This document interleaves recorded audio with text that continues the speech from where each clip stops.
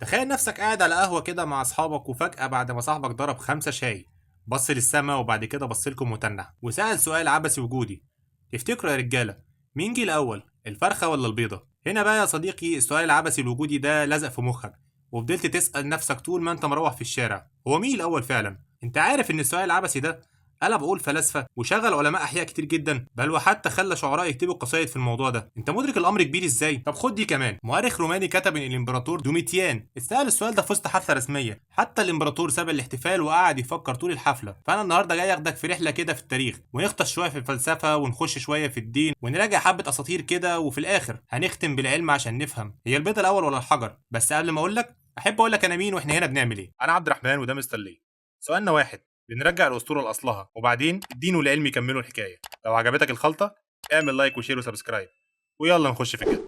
الفلاسفة زمان كانوا بيتعاملوا مع الإشكالية دي كلغز، عارف انت لغز الأصل والسبب؟ يعني أرسطو مثلا قعد يحلل ويفكر وقال في الآخر كل الكائنات بتتكرر في دورات وكل دورة ليها أصل، يعني هو ما قالش حل نهائي، وقال الفرخة والبيضة مربوطين ببعض في حلقة لا نهائية. جه بعده طبيب وفيلسوف يوناني اسمه جالينيوس قال الفرخة الأول ربنا خلقها وبعدها جت البيضة، يعني السؤال اللي خلى الفلاسفة يتخانقوا مع بعض على آرائهم فيه حضرتك بتسأله بكل بساطة وانت قاعد على القهوة بتفكر ازاي تحاسب على كوباية الشاي بتاعتك. عارف في القرن ال17 كده فيلسوف انجليزي اسمه ويليام هارفي عمل تجارب على البيضة وقال ان كل كائن حي جاي من بيضة.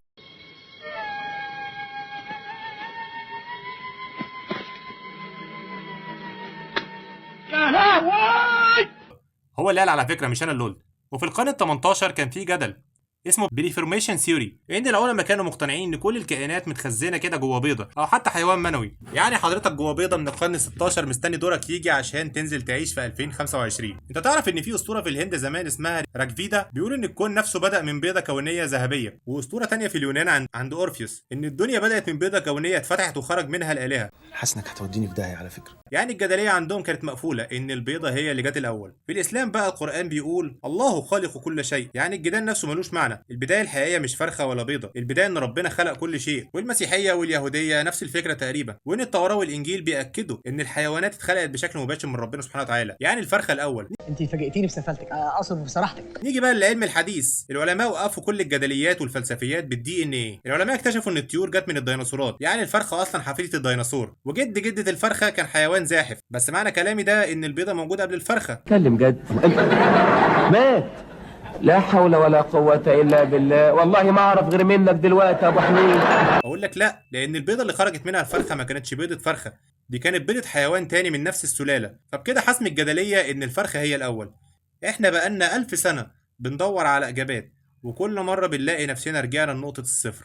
الفلاسفه شايفينها لعبه عقليه والعلماء شايفينها دي ان ايه، والدين شايفها محسومه ان ربنا خلق الفرخه الاول. لكن الحقيقه في السؤال اللي بيكشف لنا قد ايه احنا كبشر عندنا فضول ملوش نهايه، وندور حتى لو ما لقيناش اجابه قاطعه لسؤالنا. والحقيقه ان من غير الفضول ده ما كانش بقى فيه علم ولا فلسفه ولا اي جدليه. ولو وصلت لحد هنا يبقى عجبك الفيديو، واللي يعجبه الفيديو يدوس لايك، والاعجاب يتحول لاهتمام، والاهتمام يعني تشاركنا في التعليقات. ولو انت جديد معانا فعل الجرس وتابعنا وشوف الفيديوهات القديمه واستنى الجديد. كان معكم عبد الرحمن صالح وهنا مستر ليه. سلام.